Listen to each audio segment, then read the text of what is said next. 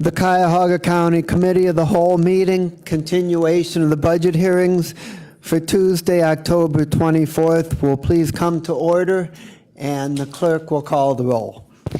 Calling the roll, Mr. Tuma. Here. Mr. Gallagher. Here. Mr. Schron. Here. Ms. Conwell. Ms. Conwell is absent at the moment. Mr. Jones. Mr. Jones is absent. Ms. Brown. Here. Mr. Hairston. Here. Ms. Simon. Ms. Simon is absent at the moment. Ms. Baker. Here. Mr. Miller. Here. Council President Brady. Here. You have a quorum. Thank you very much. Do we have anybody signed up for public comment related to the agenda? We do. Ms. Lou. Got it.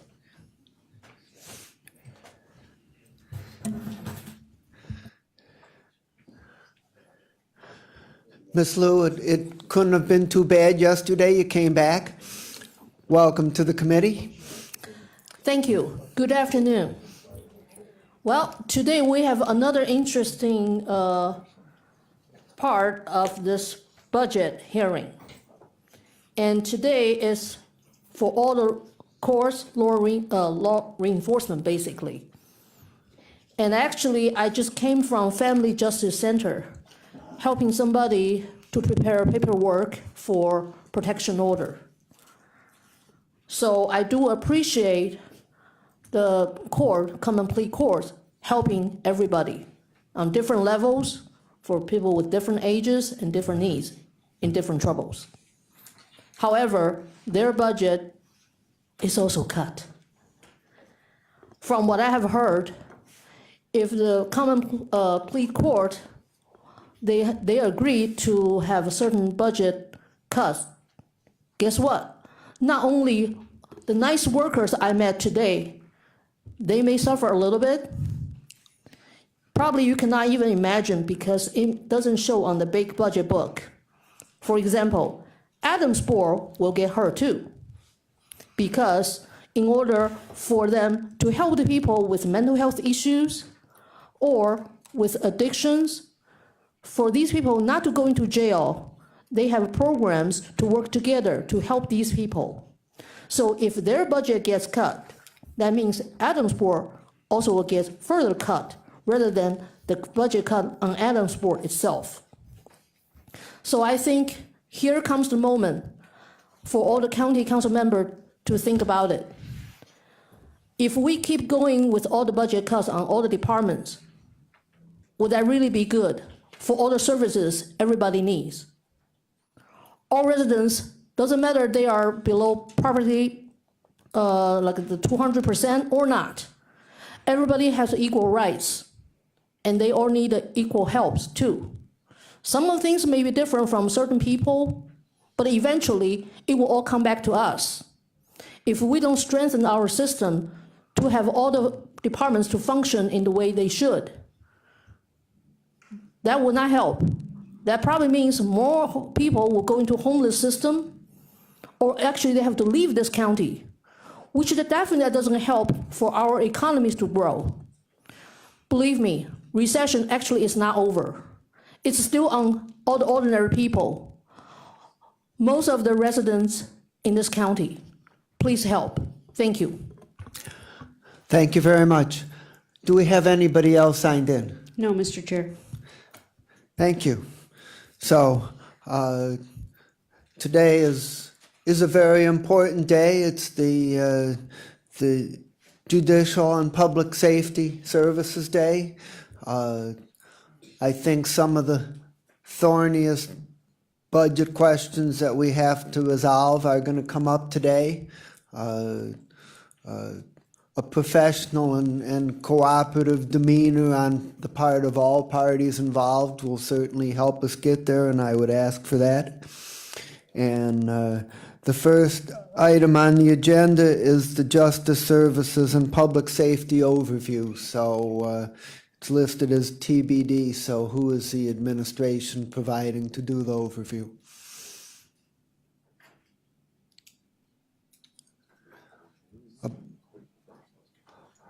It appears that maybe we're not going to have an overview, so we're just going to move right into the first of the departments. And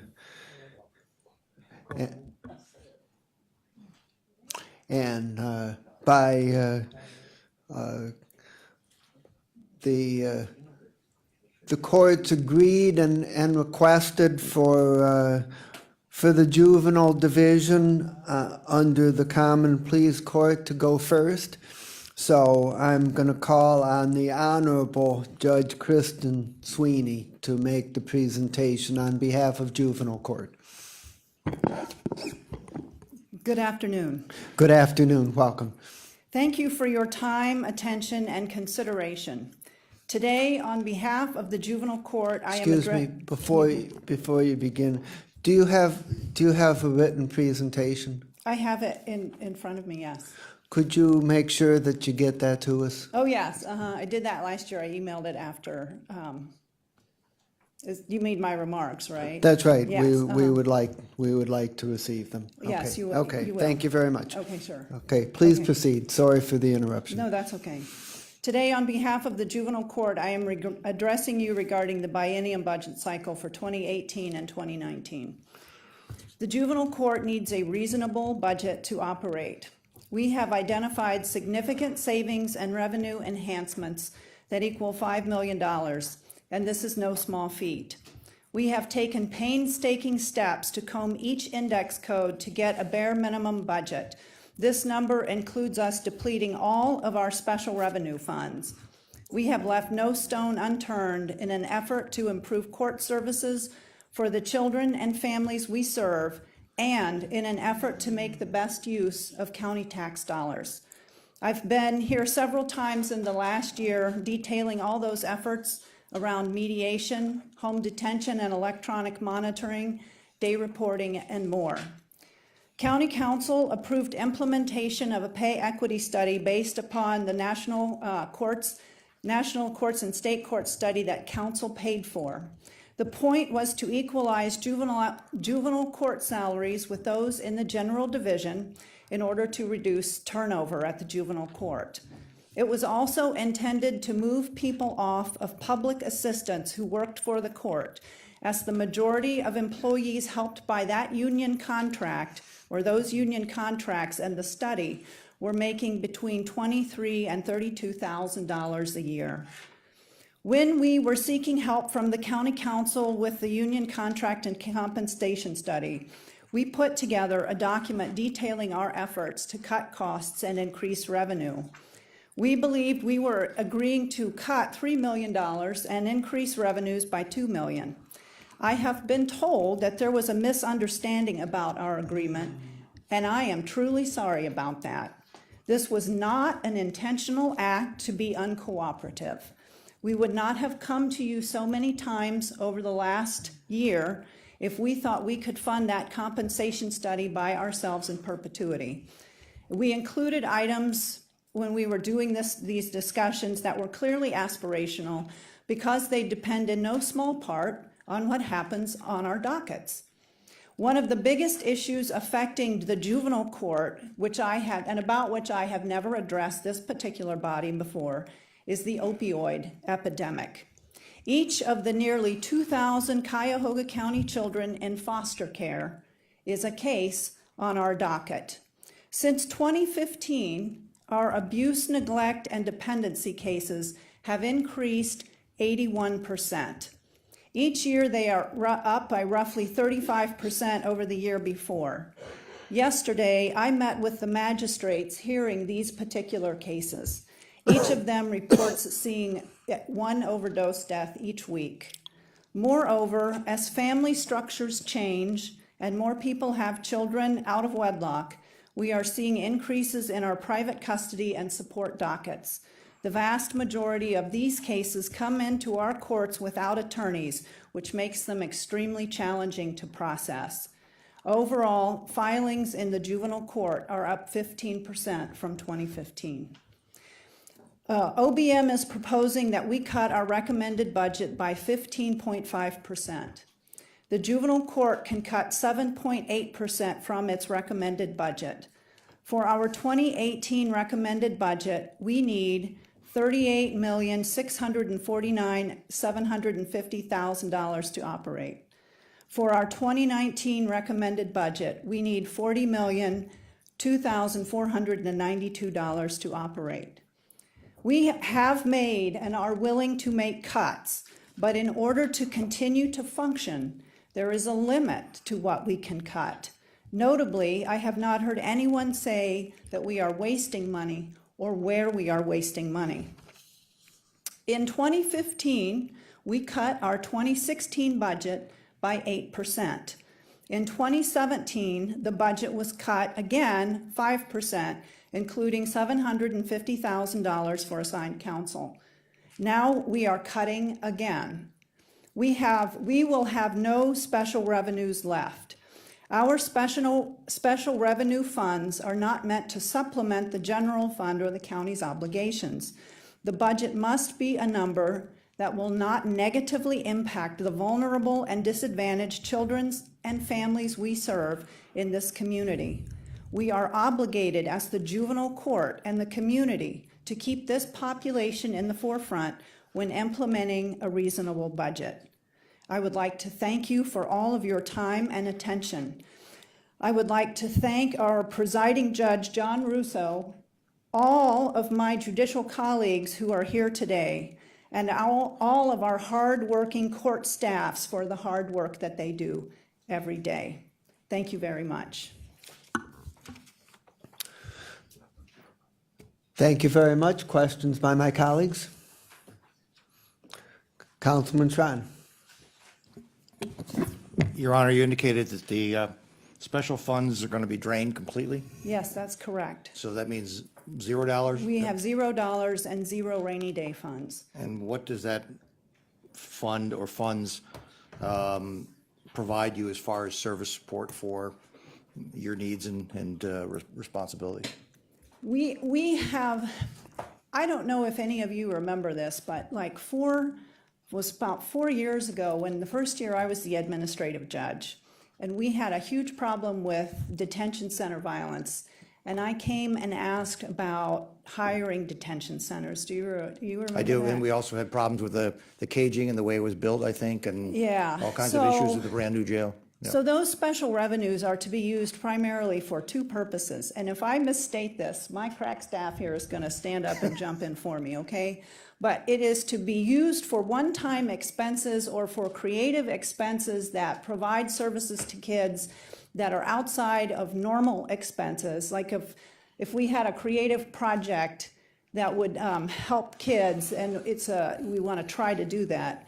The other thing we use it for are unexpected expenses that come up over the course of just daily operations, that we just can't plan on. So those are the two things primarily that we use special revenues for. Have I stated that accurately? There's a couple additional things. Unfortunately, you have to take the microphone. I'm sorry about that. State your name for the record, please. Mark Major, M-H-A-E-R. Just to supplement, I believe we do use some special revenue funds for a couple additional things, and I believe in 2017, we're looking at about $1 million of expenses that we're going to put forth for other things, in addition to the couple things that the judge spoke of. So if I understood the percentages, that was an 8% drop in 16, a 5% drop in 17. Yes. Those would have been increased had you not had that $1 million to act as a cushion or buffer. Is that? Yes, that is correct. So those, to say that you cut by 5% is probably in some respects a misnomer. Yes. Because it would actually be a higher. Do you have the calculation if you would have rolled the $1 million in as to what that percentage of cut would have actually reflected? Like a hard number? Can I get that to Yeah, you? you can get it for me. Okay. Just my simple math in my brain just says it's going to be higher than 5%. Yes. And as a result of $1 million, and I assume that some of your special funds were drained probably in 16. Yes, So therefore, we've your been 8% draining would have been higher than that also? Yes. We have been draining those special funds gradually for years. When I first started as the administrative judge, there were several $1 million in those accounts, and they just keep disappearing over the years because we've been cutting for so much for so long. Yeah, Our well, expenses are going up and our income is not going up. Yeah, and I so- just, from my standpoint, I'd like to make sure I really understand what the impact of your total dollar cut is, Okay. because you're using I don't need it now, but Okay. I would like to know what happened in 16 and what happened in 17, because it seems to me your cuts are much deeper than what you're bringing forth to us right now. Yeah, There, thank you. thank you. Councilman Gallagher. Judge, what's the number to bring you back to where you think you need to be in 18, and what's your number in 19? The number, do you want our very bone thin, so Well, that I what- just stated here? What gets you to where you need to be so you don't come back? Ooh,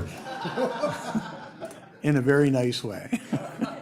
So you don't have to come back. yes, I don't, and you've got to be sick of looking at me, I would think. No, but here comes our light of sunshine. Karen Libman for Juvenile Court. So what we did for our budget was we went through every single index code, every single sub-object, and every single expenditure for the past, since 2014, and moved whatever we could to off of general and HHS, and came up with a number which reflected cuts from our base budget, but allowed us to operate normally and keep court functions at a normal level without cutting any services to youth and families or cutting what the courtroom needs to operate. So that number is $38.6 million. I can For the 2 years? for 2018. 18? Okay, and then in 2019, it would be $40 million. And that's for HHS in general, obviously not including fringes or controlled. Okay, thank you. Is that what you were looking for?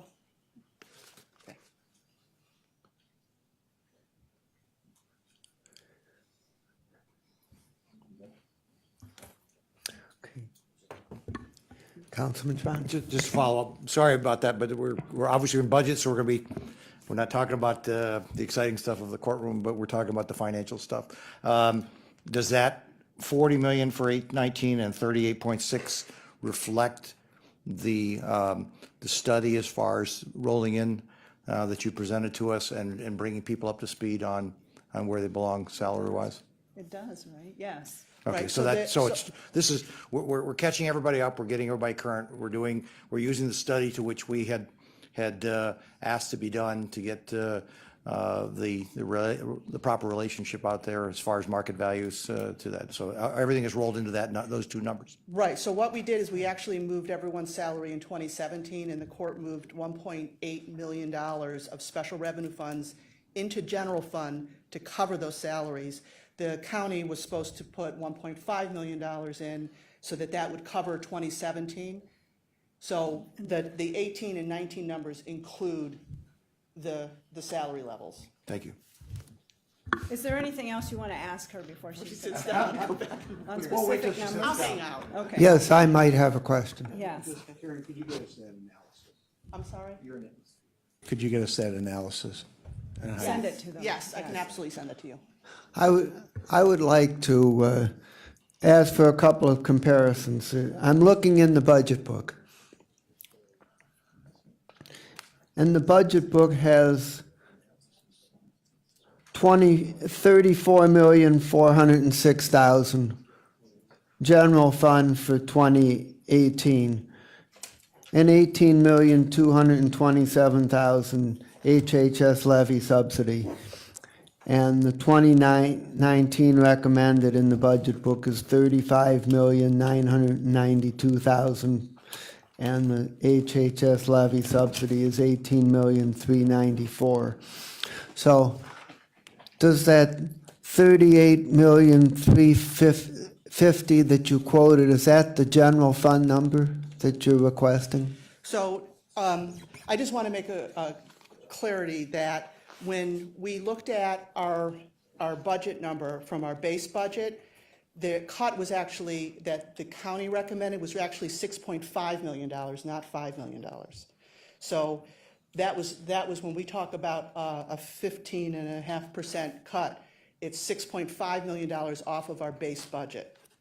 So from there, the breakdown, which I have here, is, one second.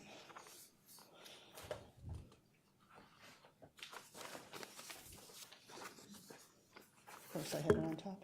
So the breakdown for 18, is that what you were looking for, general HHS? What I'm looking for, it's obvious from what you're saying that you feel that what the executive proposed is not adequate. Correct. And what I'm trying to get a handle on is compared to the 34.4 and the 18.2 for general fund and HHS respectively, what are the numbers that you're requesting, and the same for 2019, so that I know, so that we know what the gap is that we're talking about. So, Okay. Mr. Chairman, will it help if we looked at all funds or segregated? What we're looking at on the juvenile court page, Correct. I'm not focusing on the all funds. I'm focusing on The general fund. the general fund portion and the HHS levy portion. Okay, so the numbers that we're quoting don't include fringe benefits or controlled expenses. So, and I believe in the budget book, it does include everything, because at the time, those numbers weren't established yet. And we don't have control over those anyways. So I can give you what my breakdown is for the 38.6 that we're asking for. I can give you the breakdown for general and HHS, but it's not going to include controlled or fringes. Is that helpful? That's not going to get us where we need to get. Well- What we need to know, we can't make any decisions around here if we don't know how much you're asking for that's not in here. That's what we need to know. We need to know for each of the 2 years, how much more general fund money are you requesting and how much more HHS levy money you're requesting than what the executive is proposing. And if we have that information, then we can take that under consideration and make a decision. But if we can't make an apples to apples comparison, we can't do anything with it. So I'm happy to accept whatever OBM says is the amount controlled for HHS and general fund, as well as for those fringes, because I don't think that they had figured out all of the flex benefit yet. So that number was not a number that the court establishes. So, but I'm happy to pull those numbers out and add it into my figures, because I have it broken down, but I just don't have those amounts added in because that's not under my control. Is Director Keenan here? Yes, okay.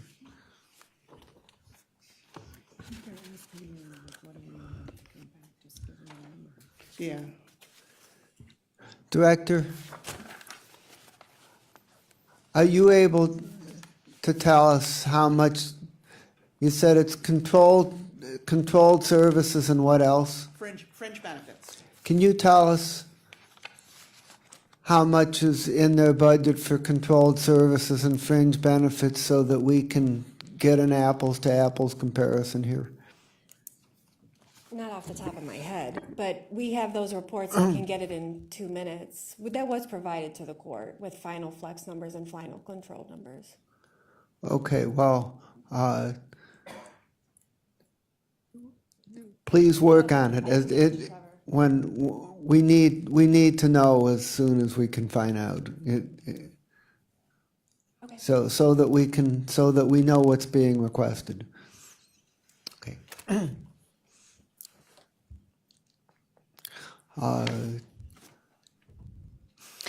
Do you have a sense as to what staffing, what programs, what services, what capabilities the executive's budget did not fund that you need? Well, the two areas that scare me the most, honestly, continue to be the detention center, which is, we continue to have problems in there And while we continue to work to address those problems, while everything is being fixed, our overtime budget is higher than we want it to be, honestly and candidly. And the other thing is, as I said, I've been talking to my magistrates who do the abuse, neglect, and dependency and the private custody dockets, and they are just frankly overwhelmed. I think that those are two big areas, because we were looking at shifting around staff. I mean, that is an ongoing discussion. I'm meeting with Mr. Triazzi about how we can work together, with the detention center. I've met with Judge Gold about how we can address some of the custody stuff. But I don't want to come back here, a year from now in an emergency situation. And so those things do scare me, because those things are not, it's like trying to pin down a wave on a beach. I mean, things change, and we just can't necessarily anticipate what will be happening at the court a year from now. We can make projections, but to nail it down to a dollar sign, that makes me very nervous. Oh, we want to provide you a budget that under ordinary operating conditions that you can work with. Yeah. Other questions by my colleagues? Mr. Chairman, yes. Councilman Hairston. When you all send over that information, can you include maybe if there's some particular items itself that relating to the detention center that you all would like to see? Just Yes, kind of yes. in some detail, not just looking at the dollar amount for overall, but just some specific strategies. And maybe within that, at least for my benefit, I'd like to see what kind of your top priorities would be out of those specific items as well. Okay, thank you. We will definitely do that. Okay, I'd like to note that Councilwoman Conwell has joined the meeting. And any other questions? Councilman Tron. You're alluding to the detention center being a fundamental, one of the items that you said really is a concern. Are we talking operational, or are we talking the mechanical way the building is functioning? Because initially we had some mechanical functions where the building was not properly working for you. Is there a capital piece that would come outside of, that would require capital funding versus operational funding? Would the DMS be part of that? Yeah, actually.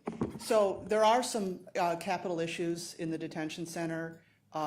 There's an ongoing conversation regarding the security and the security system. That's the cameras and the doors, and that was never really operating the way it was intended to. So that's sort of an ongoing issue. And the contracted vendor that's supposed to be running that, there's some issues in there.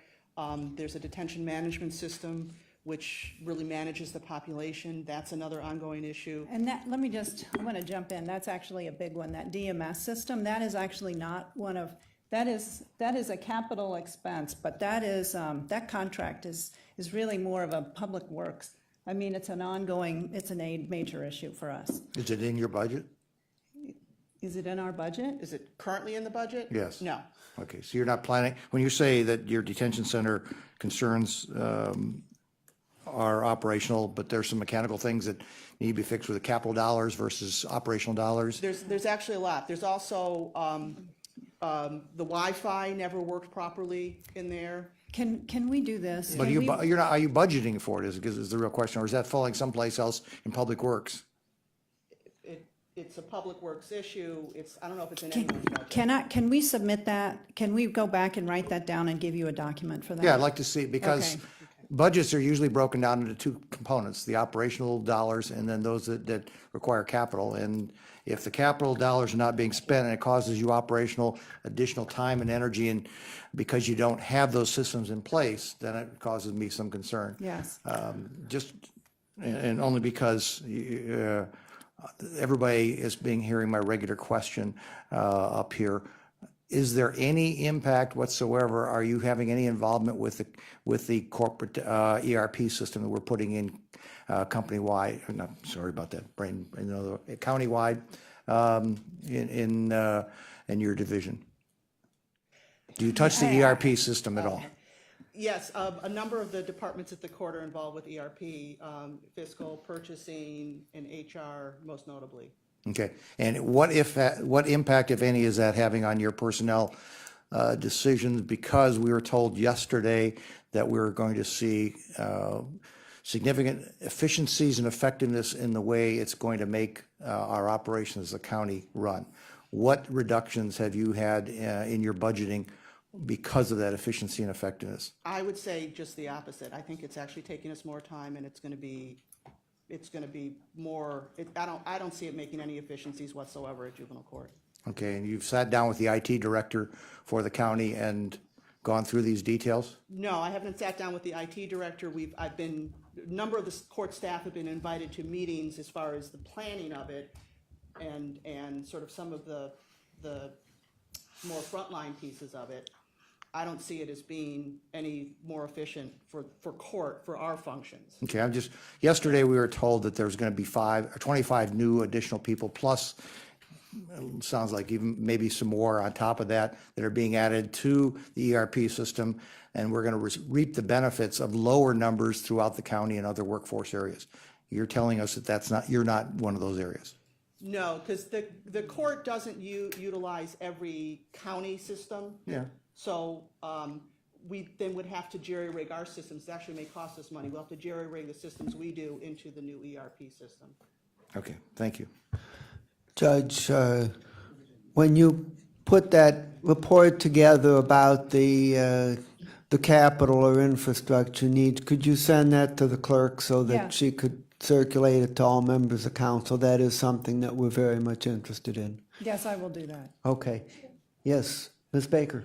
Thank you. I just want to get a little clarity. Part of the explanation for the $5 million budget reduction is the joint approval to implement the NCSC wage study in 2017. I think you touched on that at the top of your presentation. Yes. Could you just give me a little bit more? How can we be in such differences as to what the reduction would be when we're talking about a $5 million difference? I honestly don't know. I'm not sure. I thought we were all on the same page. I sincerely mean that. You know, I'm not even sure how to get my head around, you know, that I mean, we were talking about cutting and increasing revenues, and my understanding from my people was that we were really good up until like maybe 3 weeks or a month ago. And then something just kind of went haywire, and the next thing I know, I'm looking at 15.5% cut. So I don't. That's not something that we could have agreed to. I would not put the court in jeopardy like that. I don't know what to say, honestly. You know, I really don't. That is, yeah, that's concerning. Yeah. Okay. Well, I appreciate giving me at least that. So it's really, yeah. I don't know. How about, may I continue? The reductions to the Health and Human Services levy, any issue there as to what was discussed when we brought forth this budget, or when the executive did? Any, I mean, It was brought forward as just one big chunk number. So wasn't divided by each department and, no. In fact, it hit the budget as one big chunk. We were able to move it around, but it wasn't something that was sustainable or viable for us, so we haven't really touched it. if I may, I understand that it was done in clusters is how we were, but Health and Human Services and your budget are two distinct categories. I wouldn't think we would be clustering that. But in your testimony, just everything was in one. Are you talking about the cut clusters? Yes. I don't know how OBM clustered and whether the courts were clustered with executive agencies. I'm not sure how they did that. I do know that the $6.5 million is a 15.5% Just cut total. from our base. All right. Thank you. Seeing nothing further. Thank you very much. Thank you very much. We expect that we'll need to be in touch with you further, because we Okay. have to work with OBM get an understanding of exactly what the gap is, and then we have to try to figure out what to do about it. So, Okay. so we expect we'll be in touch with you further. Thank you very much. Thank you very much. Okay. And next is the Honorable John Russo to present on behalf of the Common Pleas Court General Division. All right, good afternoon. Thank you for the opportunity. Before I start, I want to say happy birthday to Bob Triazzi over here, because he told me I wasn't allowed to do that. So happy birthday, Bob. Are you blushing? Councilman Miller, I don't have any notes other than talking points, so I don't have anything to provide as well. I am here as a presiding and administrative judge, only on behalf as a presiding judge for Domestic Relations Court. Judge Gold was unable to be here. I believe my colleagues from the Probate Court and then the Court of Appeals will speak afterwards. So I'm just here on behalf of Judge Gold and myself. I do first want to thank Fiscal Officer Kennedy, Director of OBM Keenan, for having an opportunity to be open with us in our dialogue. I will say that they've always been there when we've called, when we had an opportunity to speak, meetings throughout this process. So I do want to thank both of them personally for their opportunity to work with us. When you actually stop and look at what's been proposed by the county executive, as the administrative judge of the general division, I'm going to stand here and say that we accept the budget that we negotiated with the executive at this time. I will say a couple things pretty clear, that the budget is not sustainable. So I'll say that right now. While we have agreed to that budget, it's not sustainable after 19. Pretty similar with the special funds that we have that will be depleted at the end because of using those funds in order to supplant some of the monies that will be cut from the general budget. We are going to ask that our budget be restored in 2020. And I'm going to say that now, that we believe in 2020 that it should be restored to the reasonableness of the court to operate in order to be efficient and meet all of the needs of the citizens of Cuyahoga County. And we believe that's important as the presiding judge, speaking now for all of the judges, but all of them will have that opportunity to say that to you. I thank my colleagues and their court administrators, because we do meet quarterly and we have open dialogue and discussions, and we all believe that while we understand the budget issues that face our county, and that the courts as a whole want to continue to work with both this body of government and the county executive, that we want to move forward in a way that's productive for the county. We also want to say that we believe that being restored in 2020 is a necessity for us. I will stand here and say that the cuts that we are making will have a substantial impact on this court, our court, and the services that we provide. So there are some services that are constitutional and statutorily obligations, and those obligations will take priority in our budget. However, I do want to note that in order to meet our cuts, decisions will have to be made as to what programs and services will be reduced or eliminated in order to meet the agreed budget number. Finally, I'll say that while my colleague, Judge Sweeney, has stepped up here with concern, her concern is our concern as well, both as the presiding judge and as the administrative judge. We support her request to have her budget funded to her reasonable amount to be efficient for the upcoming 2 years as well. I also wrote a letter on behalf of our county public defender, Mr. Stanton. I know he'll get a chance to come up here and speak as well. I stand by that letter, again, in support of our public defender's office in receiving a dollar amount that is sufficient for him and his office to continue to do the things that are important in our county as we move forward with bail bond changes, as we move forward with expungements and having those handled in a way that are important to those in Cuyahoga County. I know that Public Defender Stanton will speak to those, but I also stand here on his behalf saying that I believe that you should consider funding his request as well. The only final thing I'll say is, in the past, before the new form of government, and then maybe really early on in new form of government, a representative from the county council a representative from the county executive's office, the county judges, as well with the court administrators and the representative from OBM, met on a quarterly basis.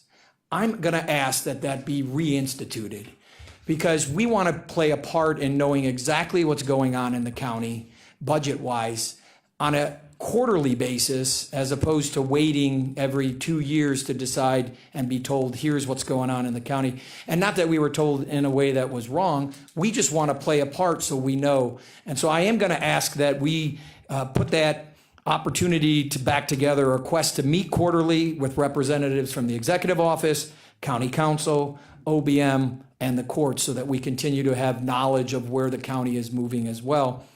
And then finally, TCAP is out there.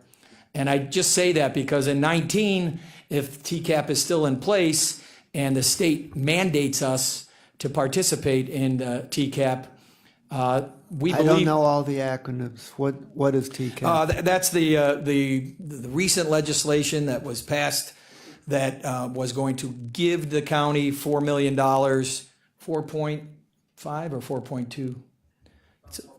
$4 million, where the state legislature was going to give that to us in the county over a 2-year period and allow that money to be used to divert those individuals that were being sent to the institution on felony 5s and other low-level felonies. There's an issue as to whether it's a constitutional law that's been passed to mandate what judges do and don't do at the time of sentencing.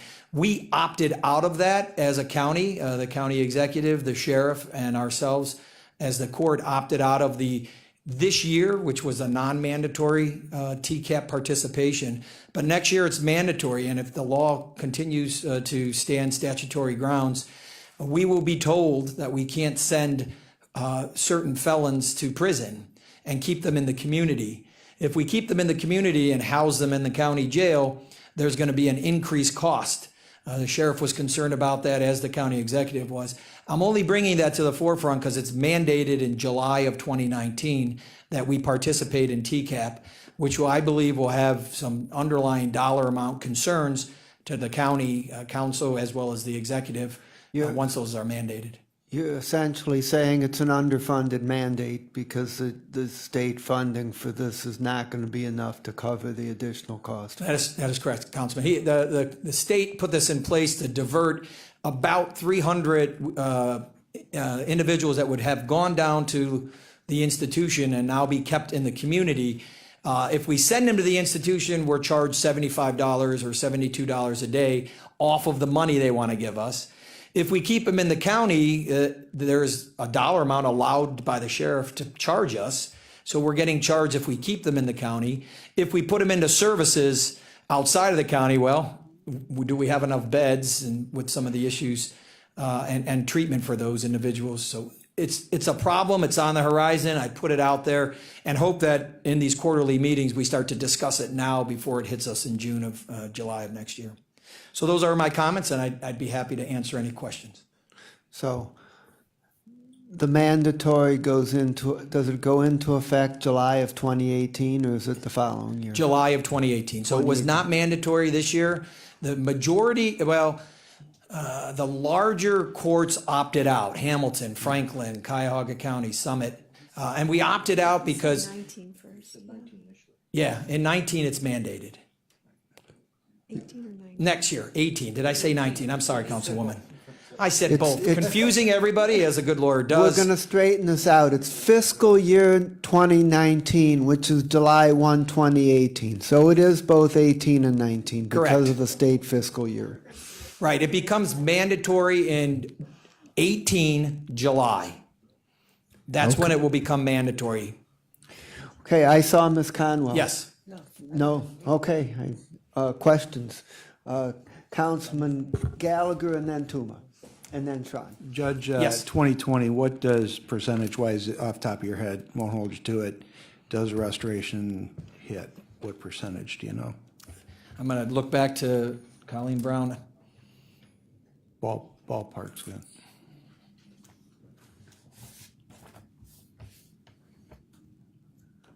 So our fiscal officer, Colleen Brown. I think you're familiar with Colleen. It should be approximately 6%, but at this point, not knowing where controlled will stand. Right. And also flex benefits, but we can provide a more solid number if you need one. Okay, thanks. Thank you. Councilman Tuma? Thank you, Chairman. Thank you to all the judges who are here this afternoon. I know you guys are all busy in your own right, but obviously it's very important to all of us here.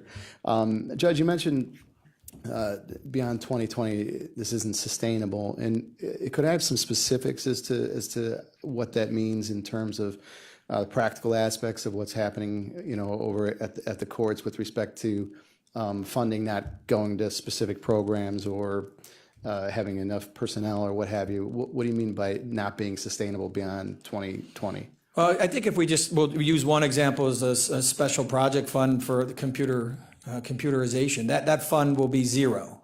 So we had anticipated that fund at some point would maybe have some dollar amount in that would help us with paying some of the case management ProWare contract. That dollar amount will be zero because part of that the special project fund, we're refurbishing all of the computers. So we're doing ours, domestic relations, the clerk of courts, and the court of appeals. And refurbishing them will drain that account. That'll have a zero account, for example. And as far as the next 2 years, so a project like that will not be affected until down the road? I mean, you're going to be able to get by over the next 2 years? For once we refurbish that, or once we refurbish the computers? Yeah, I mean, agreeing to reductions now, you're okay with that now? We have agreed with the executive that in the dollar amount that we've agreed to, and again, numbers had been negotiated, that we will be able to do that. But it does impact our special project funds, as well as we start to look at some of the services we provide, the non-mandatory constitutional services are going to be affected as well. Okay, so you will suffer effects now, even with the agreement of taking reduction? Very much so. Right. Example, maybe bus tickets for those who come down and see our probation officers. GPS monitoring possibly, the purchase of TAD monitors. Some of those things may be affected. They're not constitutionally mandated, Right. but because of the budget reduction, we're going to take a look and see what we need to do in order to make our number. All right, appreciate it. Thank you. Sure. Councilman Tran? Thank you, Mr. Chairman. And, Your Honor, we heard from the juvenile court that there was a 15% plus percentage cut within their division. How about in the general division? Do you have a percentage that you said, yes, you could live with it, but what's the actual percentage that you? Yeah, I was going to say a little more than 6%. Okay, so you're not cutting anywhere near close to what's going on in the juvenile side as a percentage basis? No. Okay. And you alluded that special programs and services are going to suffer during this next 2-year fiscal year. We will have to look at those that are not constitutionally mandated. Again, I'll use beds, for example. So even with the opiate crisis and having to send individuals to beds with the veteran court, what type of services, what type of education, we do training to help get their GED. The inmate or the defendants, both male and female, we do have opportunities to work with reinstituting into the community, transitional control and classes of those sort that our probation officers provide to individuals who are on probation, that we are going to have to look at cutting potentially because of the deficits. Now, are salaries being cut during this 2-year period of time? No. Okay, so all the cuts are operational cuts to get to that 6%, because I assume your salaries are going to go up in this 2-year period of time? I think we included that for our 2%.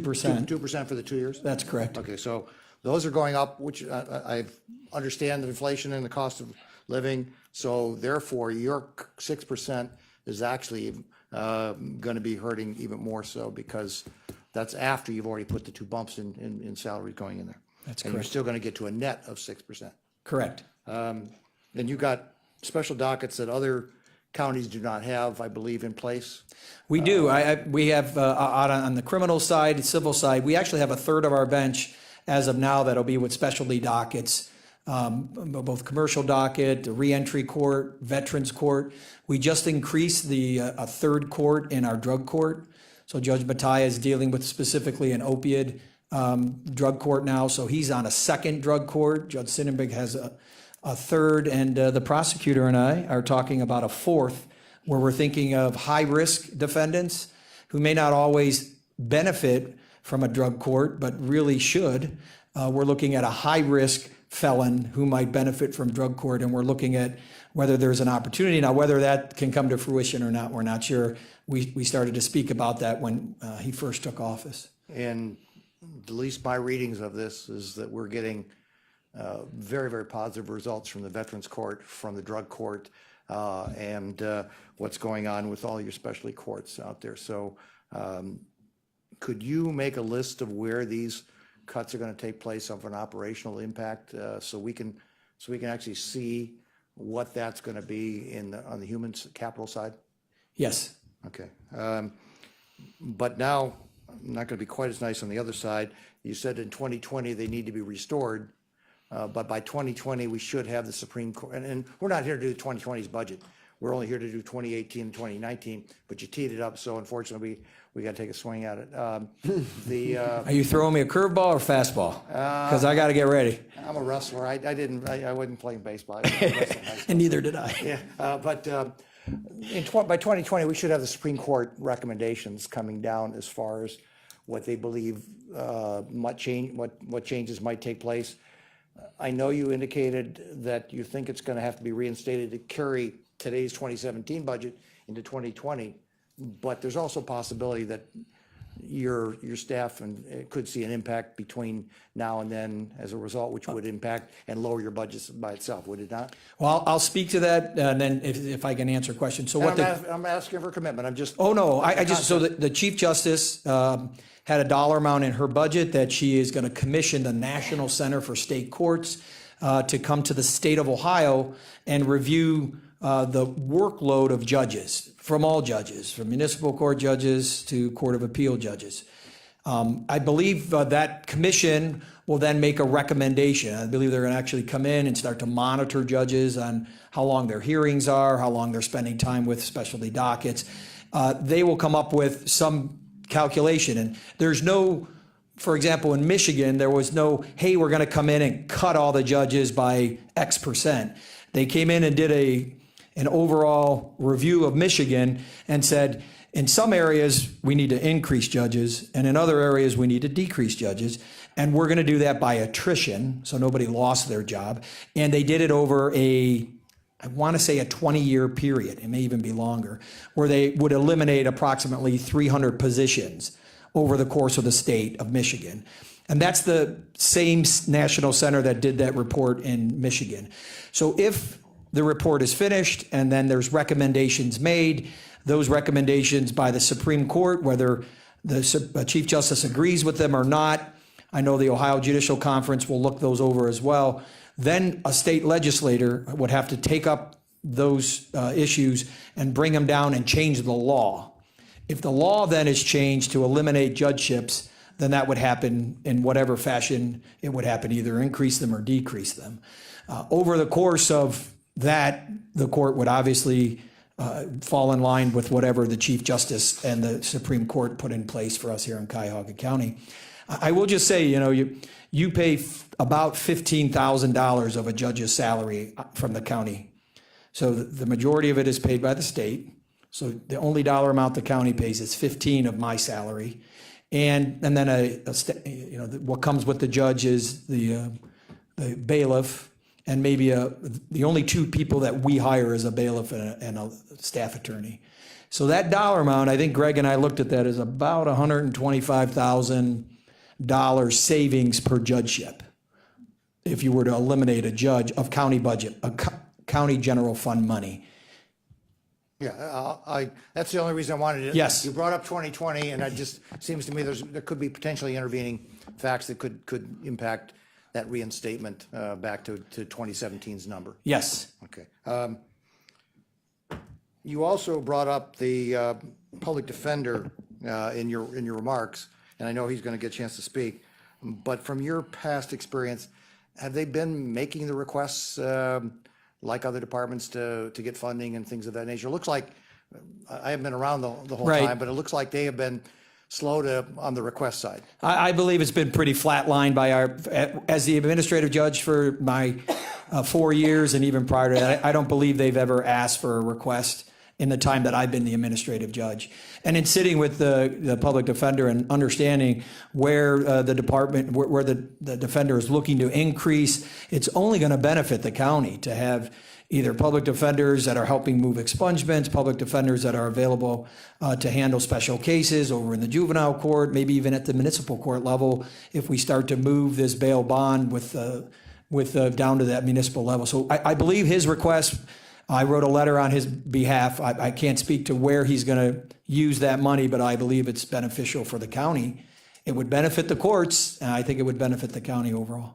As you put in special dockets and special courts, and my compliments to you for having had the focus and the foresight to see that, the public defender has to pick up the responsibility on the other side of the aisle for every one of those dockets, I Yeah, assume also. And I'll tell you, Councilman, and this will go right to the point I think you're making is, Public Defender Kelly has been the one person the public defender has had on the drug court. One person over 3 drug courts.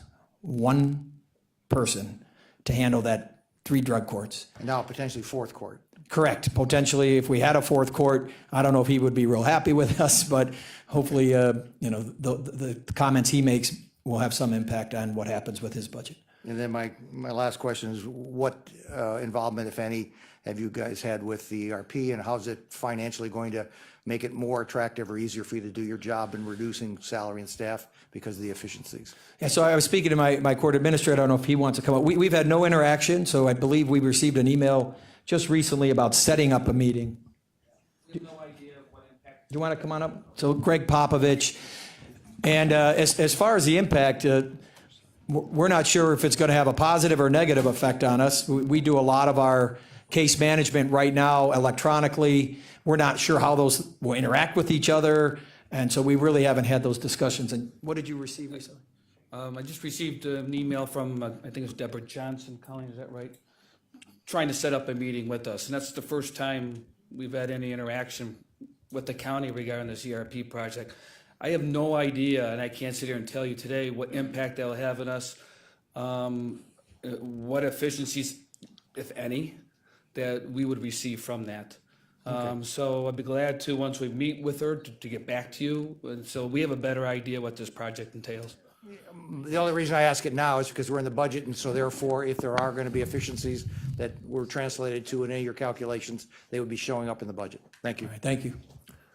Okay. Ms. Baker? Just to, because the door's been open to the 2020, Let's not spend too much time on 2020. Won't, I promise. Okay. I only caution that we are looking at a 2020, 2021 budget as being just as tight, if not tighter. So I would recommend that those quarterly meetings that you're talking about. Yes. I recommend that those do take place. Thank you. And that you keep an eye on what transpires between now and then. Thank you. That's all I was going to say. Okay, fine. I appreciate Thank it. Councilman Miller, so I believe I owe you a list of how the budget's affected on some of the non-constitutional and statutory services we That provide. would be very helpful. Anything yes. else that I could take with? That's the main thing, yes. Okay. Okay. All right, Thank thank you you. very much. All right. Okay. We're now going to move on to the probate division, the Honorable Judge Anthony J. Russo. Thank you very much. Good afternoon, Council President Brady, Chairman Miller, members of council, Mr. Triozzi. I'm Judge Anthony Russo. I'm the presiding and administrative judge of the probate court for the past, since 2009. We accept the budget being recommended by OBM and the county executive. Our budget presentation has been submitted to you in writing for the record, so I will not repeat it now. However, I do have a very short comment I'd like to make. As a separate branch of the government, the judiciary is required to provide justice and court access to all Cuyahoga County residents. Although our four courts are part of the same system, we are separate entities with distinct and divergent duties and responsibilities. 3 of the 4 courts came here this morning and have accepted the reduced budgets as recommended by the executive and OBM. However, you heard Judge Sweeney, as the administrative judge of the juvenile court, has made a determination that she cannot operate the juvenile court with those cuts. Judge Sweeney is in the best position to assess the budgetary needs of her court, just like as I am the administrative judge, I'm in the best position to address the budgetary needs of our court. So I ask you today, please reconsider the budget for the juvenile court and restore a portion of the recommended cuts as requested by Judge Sweeney. Thank you very much. Okay. Are there any questions for Judge Russo about the probate court budget? Thanks a lot. Hearing none, thank you very much. You got off easy. Okay. And next we will go. I'm sorry, I just wanted to say one other thing. I wanted to thank Maggie Keenan and Wendy Fine. They're excellent employees of OBM. We work real well with them, and they do good service for the county. I agree. They're very good people. You have a question? Okay. Through the chair to Judge Anthony Russo, I apologize. I have one question. A late question has arisen.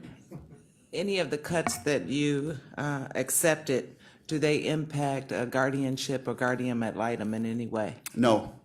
The cuts recommended to our court will not have any significant impact on the operations of the court. Okay, thank you. Great. You're welcome. Okay, that's good to hear. Okay, so now we are going to move on to the Court of Appeals of Ohio 8th Appellate District, the Honorable Kathleen Keough. And this is a court where the state pays for most of it, so that's a big help. Right. Okay. Good afternoon, Council President Brady, Chairman Miller, members of council, Law Director Triazzi. It's a pleasure to be here before you. We appreciate the opportunity to address you, and also we've appreciated our participation in the budget process with our budget analysts this year. They were very nice to work with and really responsive to our needs. We are generally in agreement with our proposed budget, with the assurance that our computer refresh will be accomplished before or by 2019, either through the Common Pleas Court or however, but we do need to put on the record that we are an electronic court. We are research-based. We need to have the most up-to-date and current equipment, and so that's an important part of our budget piece that was removed from us, but we are assured that it is to be funded through some other means. With that, we stand in agreement with our budget and open to any questions. And I would also like to say that we too, from the Court of Appeals, stand in agreement with the comments made by the Juvenile Court, Common Pleas Court, and Probate Court. Okay. Any questions for the Honorable Judge? Hearing none, thank you very much. Thank you. Okay. Now we go on to the Office of the Prosecuting Attorney, the Honorable Michael C. O'Malley.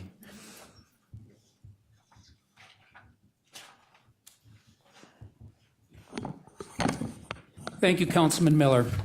And Ladies and gentlemen, it's a pleasure to be here today. do you have a written presentation? I do not. I generally talk off my notes, and I'm just gonna tell you a few thoughts of my first budget process within Cuyahoga County as your county prosecutor. First and foremost, we have agreed to live with the $1.5 million cuts with one caveat. Prior to my tenure as county prosecutor, my predecessor apparently was not meeting his budget, and there was an agreement to take additional money from the county prosecutor's DTAC fund. And I just want the council to be aware that our DTAC fund balance due to giveaways for demolition over the past several years is at a very critical junction, and that we are mandated by state law to keep a minimum balance of 20%. And with the current expenditures, which are exceeding our revenues for a variety of reasons, our DTAC fund is in jeopardy of going beyond the required minimum balance in 2018. So I would ask the council to reconsider that mandate from the county executive, that we give in another $1 million to demolition. Some other thoughts while I'm up here. You know, I understand that this is very tough times financially for Cuyahoga County, and that we all do our part. And as you have seen the last several minutes, where several courts have come up here and accepted their budget, as I have, with the one caveat, we're all in it together. But when word gets around amongst the various departments within this county that while some people are taking budget cuts, other people are potentially in for equity raises or compression raises, it leaves a very bad taste in people's mouths that we aren't all in it together. And I can tell you, over the last 6 years, as the power in county government has really shifted among 6 departments to really 1 or 2 elected officials, the inequities in salaries have continued to increase. So I would just ask this council to consider some individuals getting a big chunk of the pie and others getting nothing, or perhaps a cut. And I'll leave that go at that. To DTAC, I just want to make this council aware that there are issues within the DTAC. We as a county continue to see our accounts receivable for delinquent taxes continue to rise. When I came into office, there had been a contract cut with a collection agency to do the job that has historically been done by county employees, and had done by county employees with very good results. Prior to county government being changed over, there was a thing called a fishbowl, where we as a county government actively called people whose taxes were delinquent and tried to get them onto payment plans and do those type of things. Over the last 6 years, that has fallen to the wayside. Certainly the county, the crisis, as far as the foreclosure crisis, has caused our delinquencies to increase as far as residential properties. I can tell you, I have the figures which are sobering. But not that long ago, we had a very small $100 million budget 5 years ago. We are approaching the vicinity of $280 million in residential property tax delinquencies, which should be a cause of concern. Thankfully, we have a county fiscal officer, Dennis Kennedy, who's willing to work with me as far as collecting delinquent taxes, but it is an issue that this county needs to, and this county council needs to delve into, because we can't continue on the same path. By law, I have to approve the hiring of collection agents. That will no longer happen. We can't be given, we had a meeting several months ago where we met with Douglas and Associates. And to find out that they were collecting a portion of our revenue by simply referring people to our website, to putting them onto collection plans, should not be occurring. That is, and they've received millions of dollars in their collection effort. That should not be happening. We need, again, Dennis Kennedy has committed to working with my office, but we need to, again, I think right now we're looking perhaps to have some volunteers do it, but I think this county council needs to seriously consider hiring several employees who are going to make phone calls to residents and get them on payment programs, and not be wasting money on third-party vendors. Let me talk about our drug court. We variously, Judge John Russo, let me tell you, since I've come into office, my relationship between all of the branches in the courts, whether it's the juvenile court, the common pleas court, working with our public defender, we have made great strides. And I just want to thank them for their professionalism.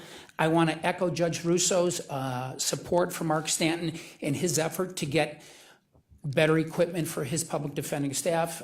They need the same quality equipment as your Cuyahoga County prosecutors, and I have the benefit of having a law enforcement trust fund where I can purchase those items. Mark Stanton needs assistance for his employees as well. As far as the juvenile court, let me just talk to you about what's going on at the juvenile court. Judge Russo, Judge Kristen Sweeney came up here today and talked about the needs that she has within her juvenile division.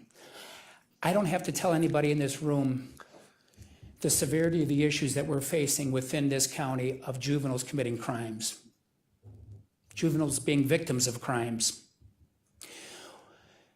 In the last 10 years, I started with the county prosecutor's office in 2007. We didn't have the level of violence among juveniles within our county that we're seeing today. It is going to require a commitment of this county to work with those juveniles, on behalf of my staff to certainly bring them into court, on behalf of the juvenile court judges to work with them to try to get them on the right track. But this isn't a trend that I see shifting anytime soon. And I just want the court to be aware that when Judge Sweeney tells you that she needs additional funding, you can be sure with what's going on in the community, some of the neighborhoods and the communities within our county, she absolutely needs it. With that, I will finish my first presentation and certainly entertain any questions. Let me also echo thanks for Maggie Keenan. Her professionalism throughout this, this process has been greatly appreciated. Again, I felt like at times I was playing Monopoly. I wasn't rolling the dice and I didn't know exactly where I was going to end up, but I ended up at $1.5 million a year in cuts, and we're willing to do what we can with the rest of the departments to make this work, but again, it impacts us. Thank you very much for your presentation, and Councilman Gallagher is first. Mr. O'Malley. Followed by Tuma. Did I hear you, out of your 1.5 million, a million's going to demolition? No, 1.5 million a year we're cutting in salaries. And then another million from DTAC? Well, there was a promise made by my predecessor. There had been a great deal of money. Ironically, about 7 or 8 years ago, I went down to Columbus and had the law changed on behalf of the county where we could give DTAC money for demolition. I never envisioned that it would be giving away to the point where it would jeopardize the balance that we were required to maintain by law.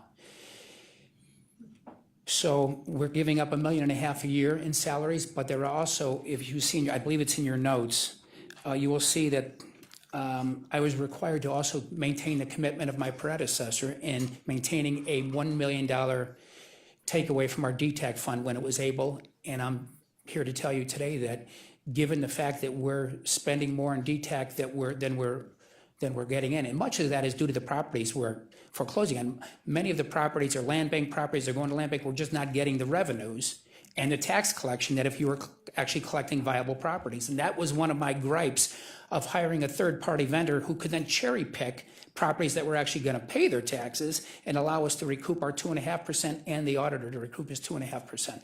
So when you're just doing all demolition, there's no replenishment of the fund. And the third-party vendor, in my opinion, was cherry picking the easy parcels, and revenue that should be going back into our DTAC fund is not going back into it because the third-party vendor is making those collections at roughly 30% collection fee.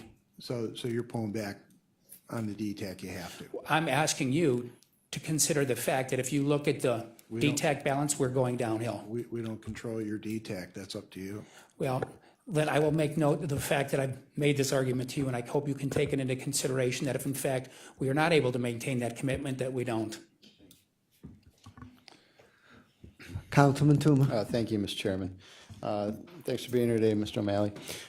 As far as you mentioned having a third party doing the collections on the delinquent taxes and such, and you're saying that's something that we should be doing in-house? Correct. Prior, and I can, Colleen Majeski from my staff is here, but there used to be something called, I believe it was at the treasurer's office prior. The treasurer, when we had the other form of government, had a staff of people who would actively call people, get them on payment programs, and plug them into our system to get them, because oftentimes all the taxpayer need is a prod to come into compliance and pay their taxes. And that has fallen to the wayside where there is no such thing anymore. And certainly part of the issue is the foreclosure crisis certainly caused property to go into foreclosure and people not paying taxes and those type of things. But we're starting to move away from the foreclosure crisis, and our delinquent tax outstanding bill continues to rise. And again, Dennis Kennedy has committed to working with my staff, where we're going to try to get some volunteers in. We're going to perhaps have a couple paid staff to do it, but I think this county council has to balance third-party vendors and collecting taxes, and whether it makes sense, like they did in the old days, to have 4 or 5 people in there working with taxpayers, getting them on payment programs, bringing them down to the ad building, and to me, the bang was worth the effort, that we were getting some, additional revenues into our county without the large of expenditure of multi-million-dollar contracts with third-party collection agencies. Right. It just comes to mind something we were talking about in public contracts with the outstanding loans that were never paid back and things like that, where the IG got involved in getting those collections on people who didn't pay back. And so if those are monies that are out there, I see no reason why we shouldn't be collecting if it's owed to the county.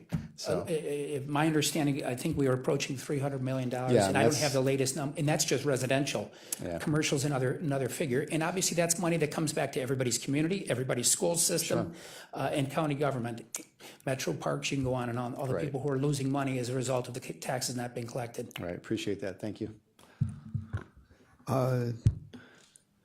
I have a couple questions. First, on the DTAC. Was there any money transferred from DTAC to the demolition fund in either 2016 or 2017, that is to say, under the current budget cycle, or was this only done earlier?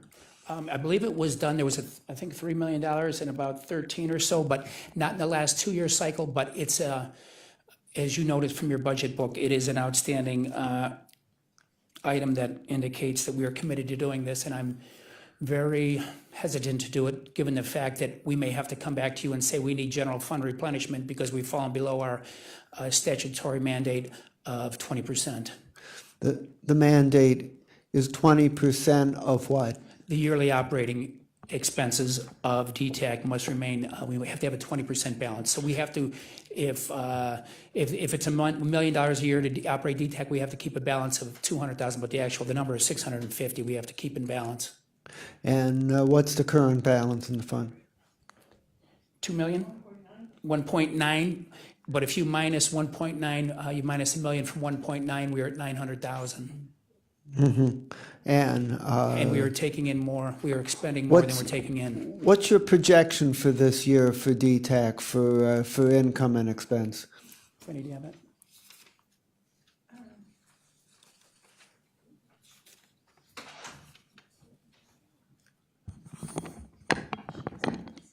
The total revenue should equal about $3.2 million, and expenditures about 3.6 at this point. So you're talking almost $500,000 short. Almost $500,000 short. Part of that is due to potential retroactive advertising costs with daily legal news that we were unaware of, that were unpaid. We were notified by the clerk of courts, and that's about $600,000. And the decrease in the revenue, by taking on so many land bank cases, we don't get delinquent tax revenues from that. So basically, our operating costs are, we're operating for the land bank for free. So that's a reduction of the revenue. It's not that our expenditures, our normal operating expenditures, are exceeding the revenues. The revenues are just so low from getting the non-viable properties. It sounds like a couple of situations create what's going to be an unfavorable year for the DTAC fund, but that may not necessarily be the case going forward. Right, and you know what, we've sat down with the fiscal officer, and I've encouraged him that, we really need to have a more equitable share of properties. Certainly the land bank parcels are important, but we can't just be in the process of doing demolition. We have to be in the process of collecting taxes. So that means we need a decent share of properties that are actually viable properties, where when we notify homeowners, they're going to actually pay their taxes. And so we need, within our DTAC unit, we need a 50-50 share, perhaps, where we have properties that are going to be viable, where people are going to pay their taxes, while we're at the same time working the demolition properties that go to land bank. I think you've made a good case for being cautious about transferring money from the DTEC fund. Thank you. My other question is that under your predecessor, there was an agreement, a memorandum of understanding was reached between the law department and the prosecutor, and my question is whether you're content with that agreement, or whether it's your intent that should be revisited. Well, we have revisited it, and myself and the law director and the county executive have come up with a new MOU that I think we're all very comfortable with. My issue with the previous MOUs, I think it violated the law. In fact, there was portions in it that mandated the prosecutor designate people who were assistant law directors, assistant county prosecutors. And I don't think ethically I can allow that to occur, where people who don't work under my direction wear the cloak of my office, the title of the cloak of my office. So that was one of the main issues. We have sat down, we have come up with a amendment to the original MOU, and I think we're very content with that at this point. And does this amendment It's an amendment. narrowly address a relatively small portion? Are you saying most of the original MOU is still intact, but you've made a few amendments? Is that a correct characterization? I would say that's a correct characterization. Okay. Anything else? Councilman Tron. Thank you. Mr. O'Malley, when we went out and we're looking at third party for the collection side of the aisle, were you consulted with that concept or that idea? It actually occurred before I took office. But I think we renewed that. You did renew it. I'm not talking about the initial one. Yeah, let's Yeah. talk about just the renewal, because that, my book, that whether it's an existing contract or a renewal, it's a brand new contract at the renewal time, basically, for all intents and purposes going forward. So were you asked to provide whether we should renew? I wasn't. Well, a request was made to me. It was kind of a catch-22, because, truth be told, that there was already properties in the pipeline that exceeded the amount that was originally authorized. So we sat down and I agreed to allow it for that limited portion of the amendment to occur, because I think what they did was they amended the amount of the original authorization. They were already down that pike, and so I agreed, but I also, with the caveat that don't come to me again, because we need to fix this permanently, and that's what occurred. That, at least from my position, I would have loved to have at least heard the different discussions or components of what was being discussed. We didn't hear that, I don't believe, as a panel up here. We only heard the one side. So it would have been nice to hear your point of view on that. Did you do some budgeting, costing as to what it would take to put forth our own employees to do this? And then I'm a business guy, so you got $280 million outstanding. Did you give a plus? Plus, okay. Yeah. Did you give your expectation as the percentage of recovery that we would see out of those numbers? Well, here's the caveat, is that because it is a function of what used to be the auditor, or actually the treasurer, the fiscal director, we have put out actually we have posted for jobs and internships to get people perhaps to come in and volunteer to work this issue, as well as the fiscal director, and I can let him speak to it, but he's also committing to put several employees over there as well. And I think what we're going to do is start out with a pilot of trying to see what it takes to get this done again. We're actually, I think the fiscal director, and I'd let him speak to this because this is his area, I think he's looking at bringing in somebody who used to work in that department in the old days to perhaps come back and get it operating again, so that we can reinvent what we used to do. And so I haven't costed it out, because it's really not the function of my office is foreclosures. It's really the collection aspect kind of falls underneath the treasurer. But having said that, we have agreed to work in partnership. We're trying to get people. We may even house it at my DTAC unit, but through great cooperation with Dennis Kennedy, the fiscal director, I'm anticipating that we can get this up and operating fairly shortly, and then see what results can be achieved. And if the results aren't great enough, we need to hire staff to do it, then I assume we could come back and do that. There's a number of us up here that believe that we should be bringing in-house services and talent to solve some of these problems as opposed to always contracting out. And every time we look around, we're hiring a consultant at fairly big numbers. And I think that ultimately we're going to always have a problem collecting money. We're always going to have a tax delinquency, and we should have that skills and those talents, I believe, in-house as opposed to. Councilman, I agree, but you would see, and if you look at the stats, and I can see if I can have my foreclosure unit, prior to the foreclosure crisis, they were fairly static and they were fairly, we have gone up and we continue to go up. And that's the great deal of concern for me is the individual, charged with foreclosing on these properties, that what can we do before it gets to the foreclosure process to fix this situation. And that's why hopefully bringing people back into a room and making those calls and being proactive instead of reactive can maybe cure it. Yeah, the past of the foreclosure crisis, that was unique to the United States and to the world, and hopefully we're not going to go through that problem again. The MOU that you talked about, seems to me, I thought we brought that before the council when it finally, are we going to see those changes? We can certainly provide them, but I don't know. I believe it was the legal determination, since it was an amendment to the existing agreement, that it didn't have to seek council approval, but we can, that was my understanding, but we can certainly provide you a copy. Okay, thank you. Councilwoman Brown. Thank you. Actually, the last question was one that I had myself, if we could be privy to that document at some point.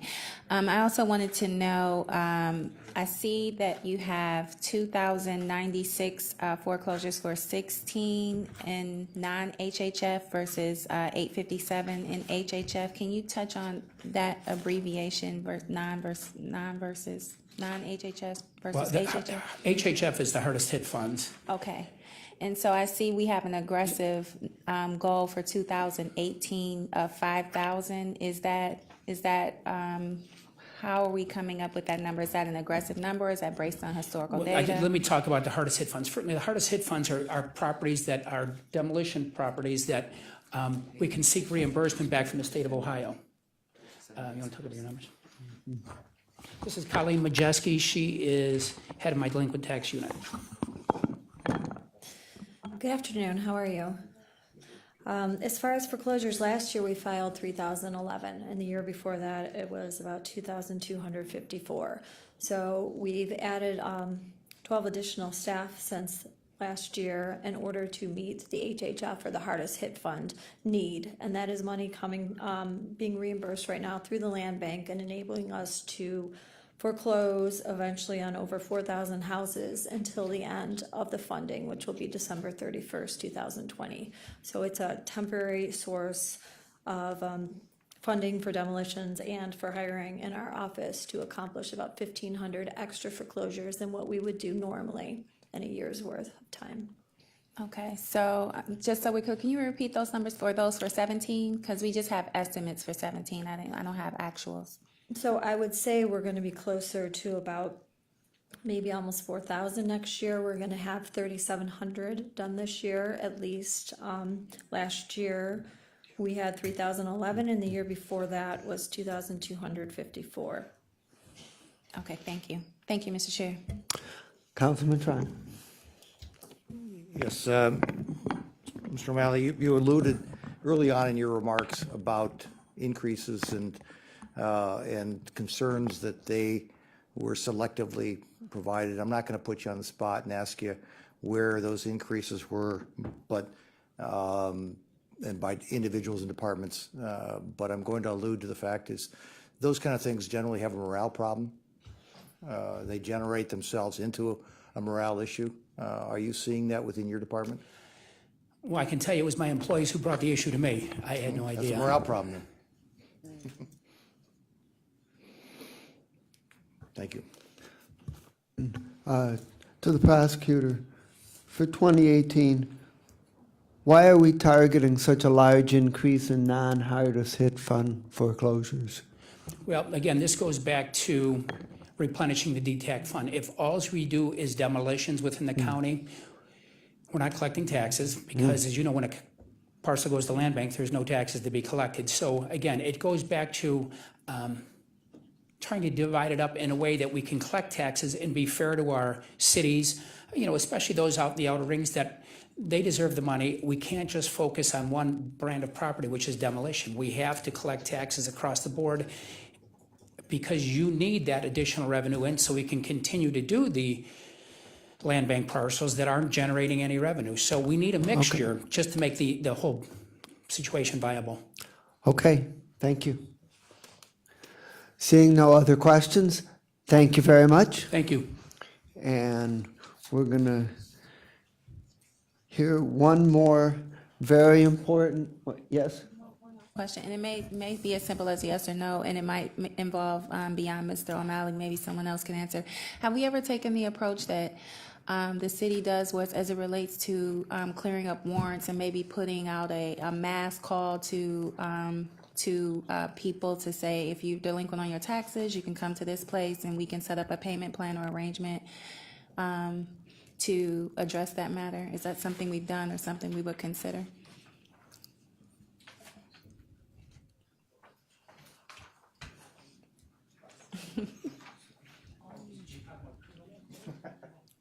Well, okay. Well, the concept is like a fugitive surrender. Exactly. When we have a criminal warrant. Right. And you're saying maybe to answer your question, no, I've never heard it done before, but you're asking maybe we do that where anyone who's delinquent may come in and we work with them in getting a process set up where their payment plan's put in place. I mean, if they have a warrant for time to pay? Yes. Yeah, well, not even a warrant for time to pay, but that concept, just taking that fugitive surrender concept and making it a tax program where people who are delinquent on their taxes, Using the concept so to collect taxes. Yes, kind of use Actually, I think we have, and actually. He'll pay for it. Yeah. And actually, I think in the not too distant past, and I let Dennis Kennedy, I believe they have recently sent out a letter encouraging people to come in pay their taxes, but there's nothing like having somebody track down individuals and phone them and say and urge them and even lead them to the website. Like I said, when I was in the meeting, and Dennis was there, but when we met with the third-party vendor and we learned, Dennis, when we learned the fact that they're collecting 30% on referring people to the computer to sign up for time to pay, it was concerning, and I can tell you, I believe Dennis shared my concern. Director. Just to follow up, I did touch on this subject yesterday a little bit, and we've had discussions with Mr. O'Malley's office on basically doing a better public awareness campaign. We've talked to his staff about possibly putting on commercials that tell people where to go, a separate website, making appearances on local television to tell people that it's not an ominous thing when you get a letter from the treasurer or from the prosecutor, so we can help particularly those people that first go delinquent, and we can touch them and set them up on a payment plan. And I think in our discussions, we all agree that we can do it at a better rate than the 28% that's being given to the collection agents. And I think it's really important to be proactive, because when somebody falls behind 1 year, it's not so bad. But when somebody falls behind 3, 4, 5 years in their taxes, the ability for that individual to ever come into compliance is very difficult. So I think it's very important that we're proactive and get people initially when they're falling behind so they don't get into that 4 or 5 year issue.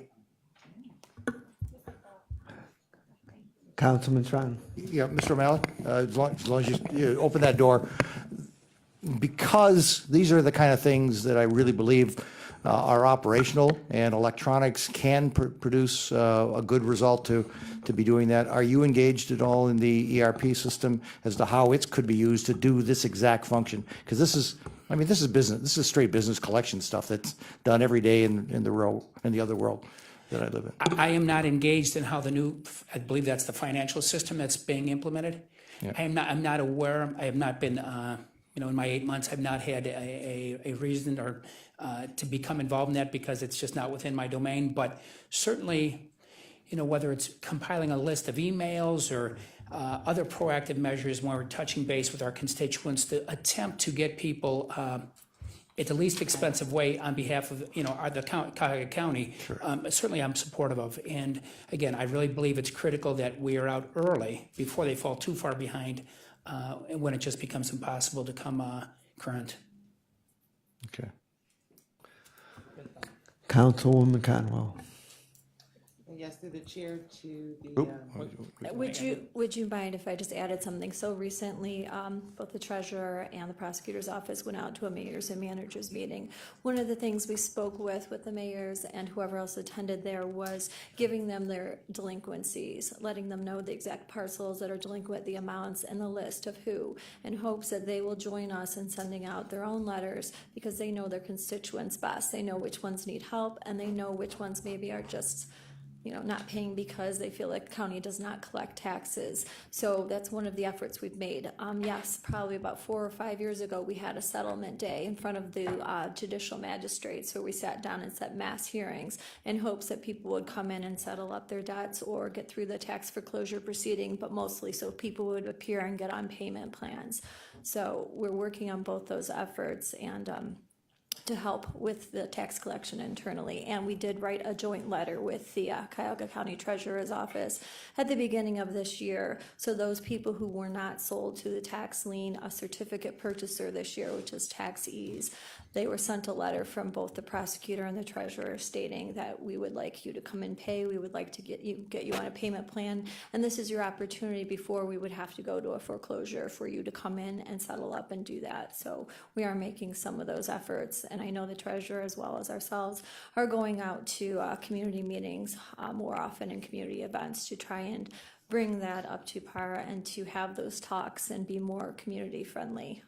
But all that is basic business functions that they're going to be done over on that side of the aisle that are going to be handed to you folks for the foreclosure side of the aisle. So it just seems to me that there ought to be some working synergy that early on, and we're going live, I guess, June 15th, so.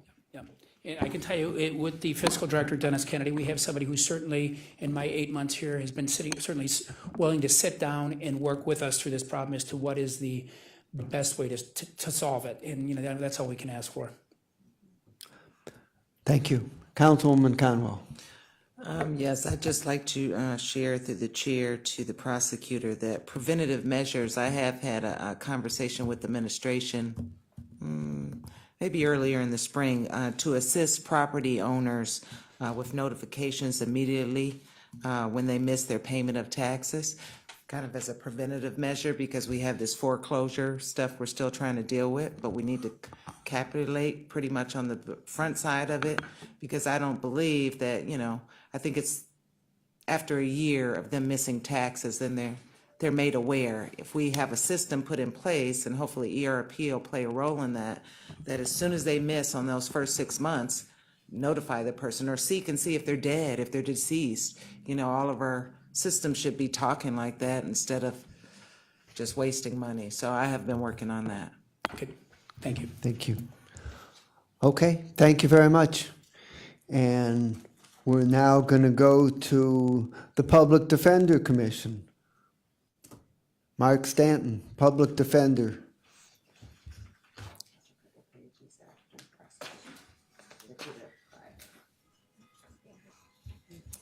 Good afternoon. I just wanted to make a prefatory comment. The kind words from Judge Russo and Prosecutor O'Malley, I didn't anticipate those particular words.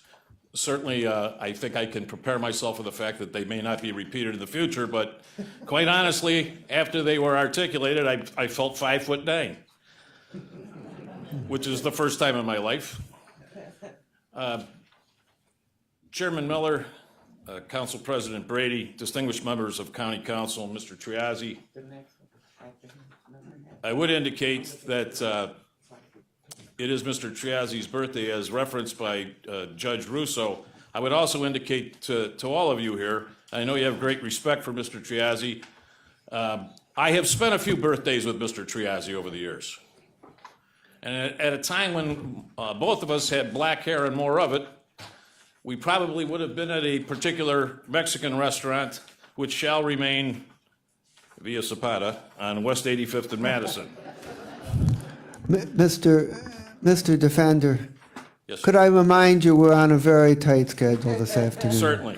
And also for those in the audience following the Defender's discussion, we are going to take a short break, so if anybody needs to take a break or check back in at the office, you have some time to work with. Thank you. I would indicate, Chairman Miller, that I assume, and I will presume, that you're probably going to cut me off. I don't believe that I can do this in 5 minutes. I would indicate that on behalf of Deputy Director Sweeney, Administrator Mark Budzar, and Network Administrator Rory Connors, and all the highly committed attorneys in the Public Defender's Office and the staff in the Public Defender's Office, we greatly appreciate this opportunity to appear before you today and present a proposal.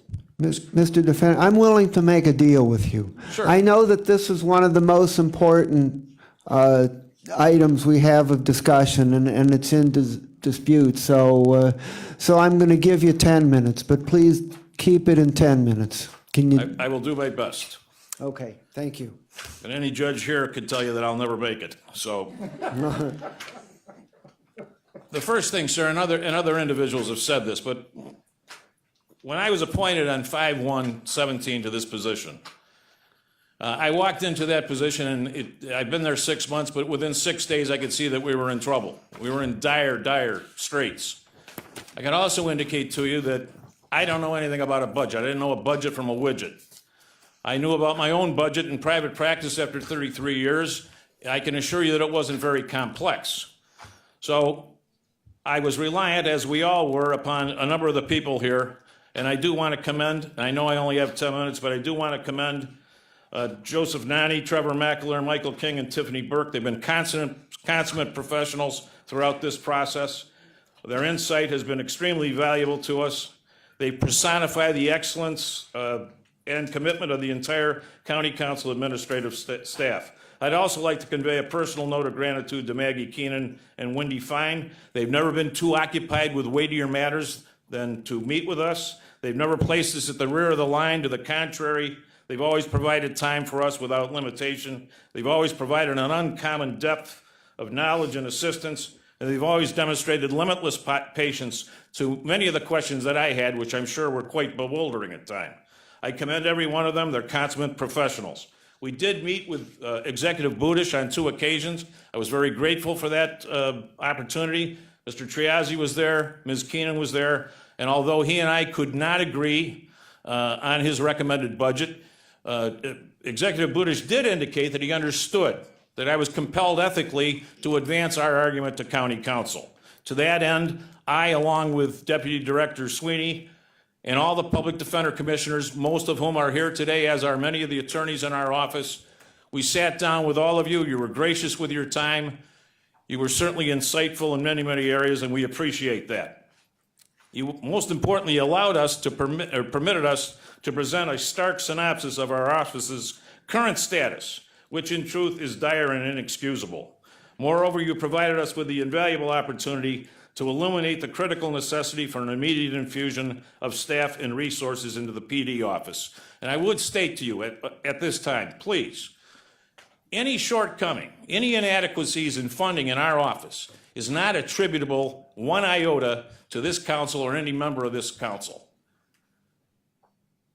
Any time that requests have been made on behalf of the public defender to this council, more often than not, they were granted, and more importantly, they were always given due consideration and professionalism, and we respect that.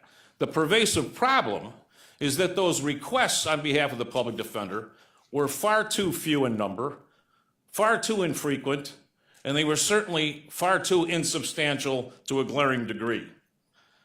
I must reiterate that the Office of the Public Defender under Ohio Administrative Code 120.1.6 shall receive resources that are both sufficient to allow quality representation and substantially equivalent to that provided for the county prosecutor's office.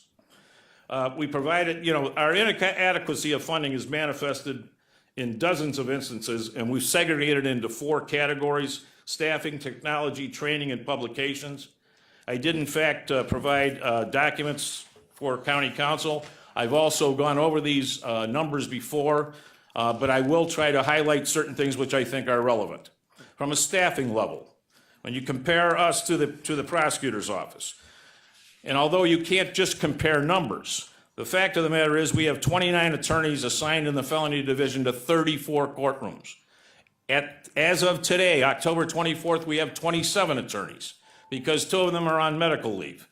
In the next 3 weeks, we will be down to 25 attorneys because 2 people go on maternity leave. And 2 other individuals will be going after that. We could be down to 23 by the first time of the year. we don't have a bullpen in the first floor of the 310 Lakeside. We just don't have the people. We don't have floaters. We can't possibly cover 34 courtrooms. Secondly, you heard references to specialized dockets. Specialized dockets are probably the best thing that's happened to this county in the last decade. And everybody works extremely hard at it. But 5 of our attorneys, 5 of the felony attorneys, are assigned to specialized dockets. We had 3 attorneys assigned to the mental health docket. One of those attorneys attributable to somewhat of a burnout situation and a situation where she was out for a month because of a concussion. She could not handle that part of the docket anymore, so she's just going to a regular docket. But what is involved in that is those mental health court attorneys not only have 120 cases between the 2 of them, serious felonies, they also have to take a proportionate share of the cases which are assigned to their courtroom floors. There's nine courtroom floors in common pleas, and there's 4 or 5 in juvenile court. We have attorneys assigned to every one of them, but we don't even remotely have enough attorneys to handle these. Mr. Arinze in the Veterans Court, he not only handles all of his serious felonies that are assigned to him proportionally with the other attorneys assigned to that floor, he handles 50 to 60 Veterans Court cases. This is an insurmountable obstacle. It's an insurmountable amount to handle physically, much less mentally. There's an issue here with felony investigators. Obviously, the prosecutor, and I begrudge nothing to the prosecutor. Anything the prosecutor receives and has requested, they deserve. I begrudge nothing to the prosecutor's office. We have 3 felony investigators. We have none in appellate. We have none in juvenile. We have 18 attorneys in juvenile that handle felony cases. Over 3,000 felony cases last year in juvenile. We don't have an investigator. As of today, October 24th, we have 1.5 investigators in our office. Our chief investigator, Mr. Hayes, is off on medical leave. He won't be back till the first of the year. He's also an individual who's a few years older than I, and quite honestly, he's probably considering retirement. So we have 1 investigator, and I say a half because we just hired a 2nd investigator. He's going to be fantastic, but he's going to take at least 6 to 12 months of training. For 85 attorneys in 3 divisions, we have 1.5 investigators. It's as if they don't even exist. We had 141 requests for investigators last year. I was appalled by that. I said, how in God's name could you only have 141 requests? Because they couldn't have done any more, even if they had tried and worked 24 hours a day. Legal secretaries, 48 to 8, the imbalance. I just received a call from Mr. Murphy, Marty Murphy from the Corrections Board. He's the administrator of the Corrections Planning Board. He called me the other day to sign off on a letter for a grant. He says, why are you answering your phone? I said, because I'm the only guy here. He says, well, I thought I'd be talking to your secretary or your administrative aide. I said, we don't have secretaries and administrative aides, for crying out loud. I'm the guy, and I'm not asking for a secretary and administrative aide, please.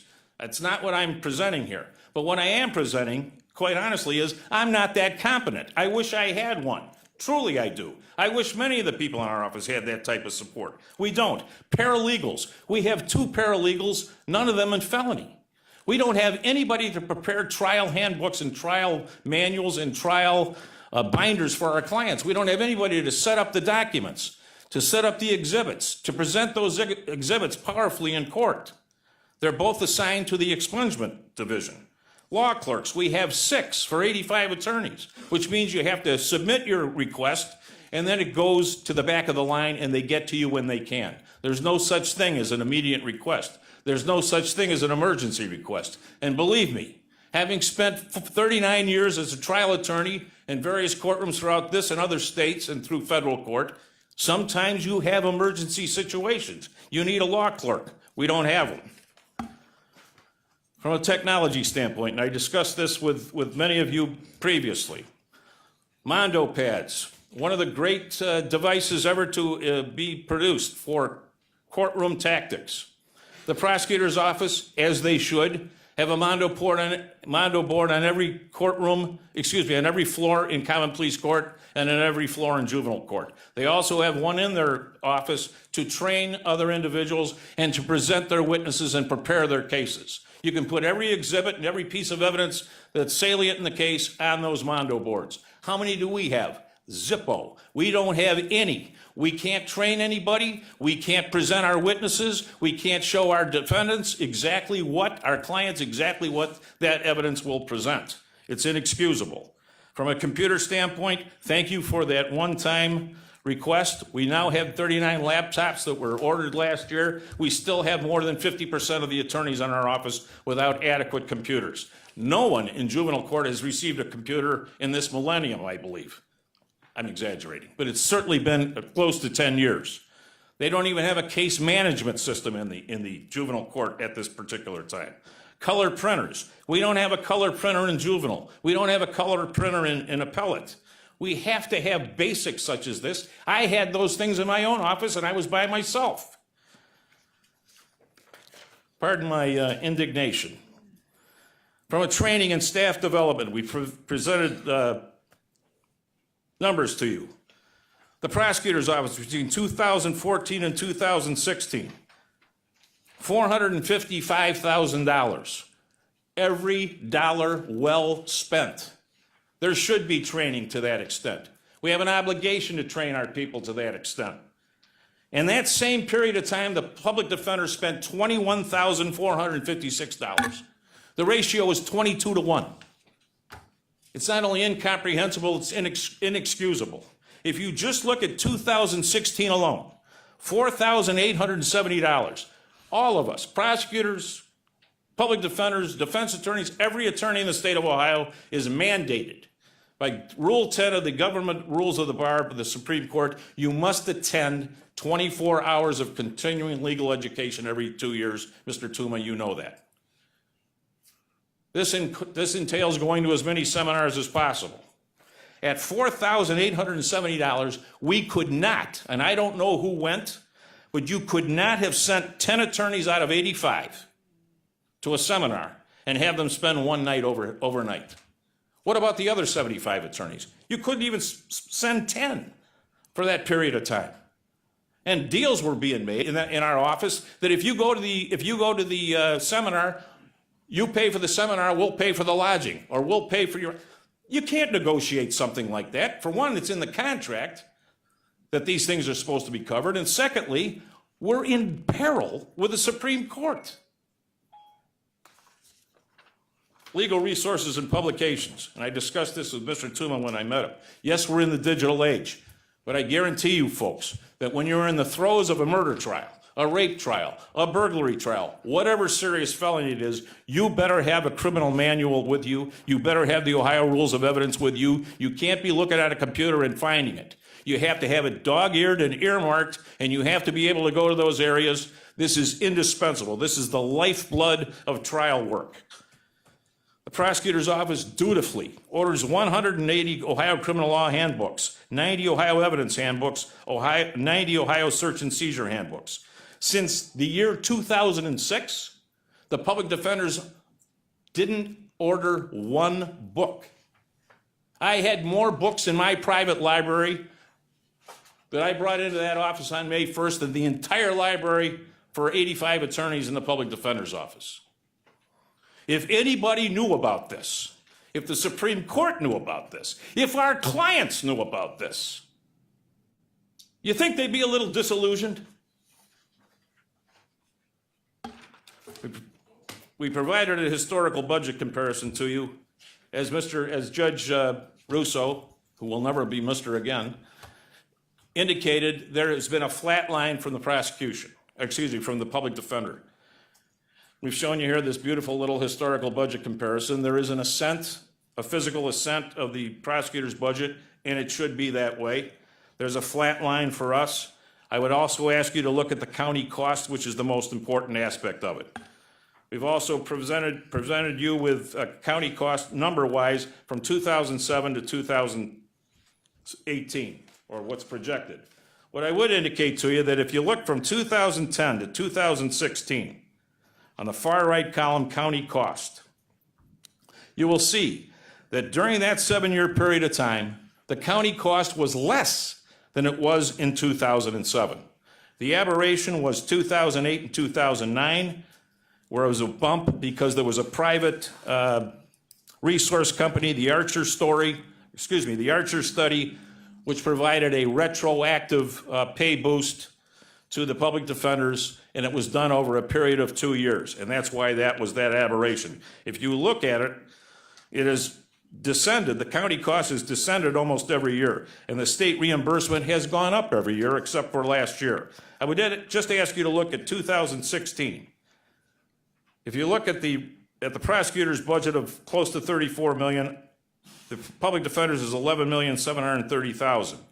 But you must reduce that by the $1,922,000 of the municipal court, which comes out to $9,808,000. The reimbursement of 48% was $4,708,000. That money is redeposited in the general fund. We're very happy that we're able to do that. We hope that it assists some other agency. But I think we can all agree that it doesn't come back to the public defender.